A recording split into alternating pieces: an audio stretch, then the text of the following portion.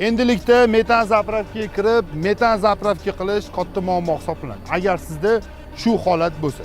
O'zbekistonda endilikda har bir metan zapravkalarda U-gaz tizimi ishga tushirilmoqda. Bu nima deydigan bo'lsanglar, bu onlayn tizimda gaz ballonlarini va ularning texnik holatini tekshirish bo'ladi. Zapravkaga kelasiz, 3 ta bosqichdan o'tadi.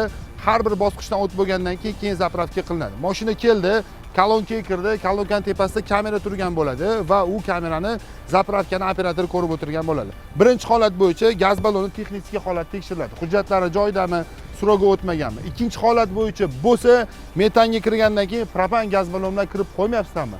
Uchinchi holat bo'yicha gaz ballon ofitsial registratsiyadan o'tganmi yoki yo'q. 3 ta bosqichdan o'tdi, mashinaga zapravka qilindi va mashina o'z yo'lida davom etdi. Agar o'tmaydigan bo'lsa, mashinaga umuman zapravka qilinmaydi va u texnik holatdan to'g'irlash kerak bo'ladi.